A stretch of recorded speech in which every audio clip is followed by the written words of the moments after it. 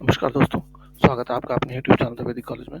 और हम लोग पढ़ रहे हैं रेडियो एक्टिविटी लूसेंट की बुक से, लूसेंट केमिस्ट्री से। ठीक है।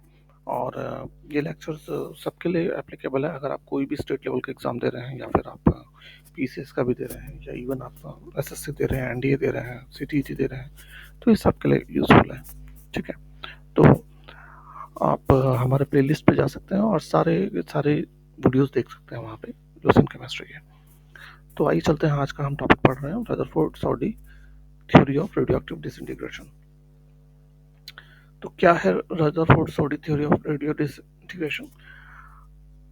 ये बोलता है कि रेडियोएक्टिव एमिशन जो है वो हर आइसोटोप का अपना एक कैरेक्टरिस्टिक होता है और ये वेरी करता है आइसोटोप टू आइसोटोप। सबसे पहला तो ये है इस थ्योरी की बात।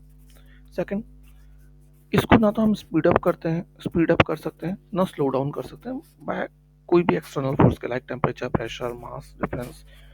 किसी भी तरीके से हम रेडियो एक्टिविटी को हम ऑल्टर नहीं कर सकते हैं, चेंज नहीं कर सकते हैं, है ना। ना तो हम उसकी स्पीड बढ़ा सकते हैं, ना उसको स्लो डाउन कर सकते हैं। Which atom would disintegrate first is simply a matter of chance. अब देखो, एक एलिमेंट में बहुत सारे एटम होते हैं, अब उसमें से कौन सा एटम डिसइंटीग्रेट होगा ये कहा नहीं जा सकता। ये सिर्फ एक चांस की बात है कि कौन सा मैटर डिसइंटीग्रेट होगा। ठीक।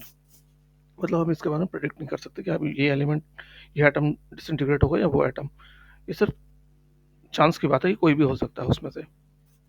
ये है रदरफोर्ड सोडी की थ्योरी। ठीक, कि रेडियो डिसइंटीग्रेशन कैसे होता है। अब इसने लॉ क्या दिया कि rate of disintegration of radioactive element at a given instant of time is proportional to the number of atoms of the radioactive element present at that moment. अब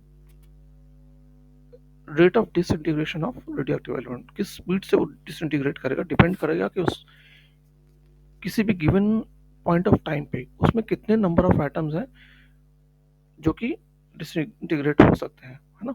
तो ये कैसे होगा, D N by D T is equal to lambda N.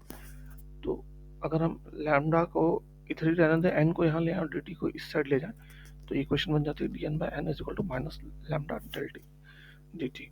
ये आप बस एक equation याद कर लो। ठीक है। और ये मेरे ख्याल से आपको समझ में आ गया होगा कि किसी भी टाइम पीरियड में हम नहीं कह सकते कि कितने नंबर ऑफ एटम्स डिसइंटीग्रेट करेंगे, है ना। तो वो इस इक्वेशन से हमें पता चलेगा कि D N by D T is equal to minus lambda D T. ठीक। और क्या क्या कैरेक्टरिस्टिक था, क्या क्या था इस थ्योरी में बताया है कि हर आइसोटोप का रेडियो एक्टिव एमिशन उसका एक कैरेक्टरिस्टिक होता है। ठीक। और ना तो हम इसको स्पीड अप कर सकते हैं, ना स्लो डाउन कर सकते हैं, और कौन सा एटम डिसइंटीग्रेट होगा फर्स्ट हम इसको बिल्कुल भी नहीं प्रेडिक्ट कर सकते। ये सिर्फ मैटर ऑफ चांस है। ठीक। एन रिप्रेजेंट कर रहा है number of atoms present in radioactive substance at any given instant of time.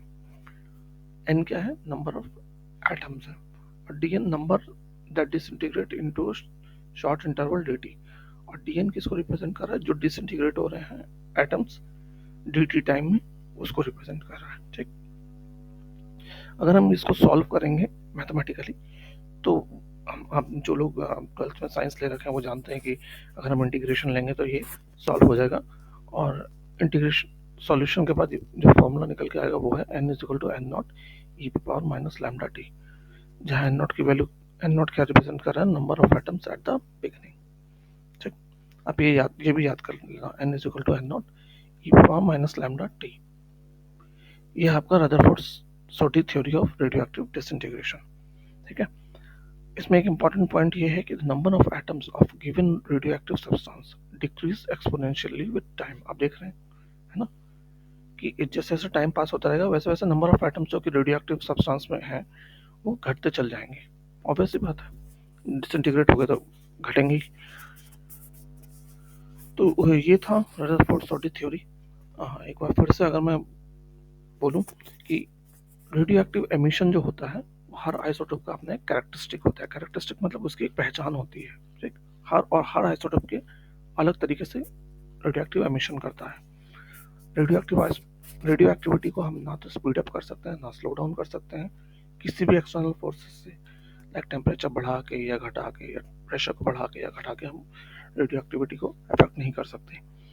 और कौन सा एटम डिसइंटीग्रेट होगा ये सिर्फ चांस का मैटर ऑफ चांस है।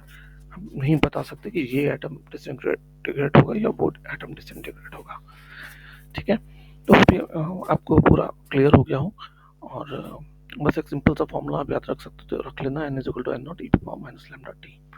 ठीक, तो थैंक्स फॉर वॉचिंग। चैनल पर पहली बार आए हैं तो हमें लाइक और सब्सक्राइब जरूर करें और अपना प्यार बनाए रखें। जय हिंद।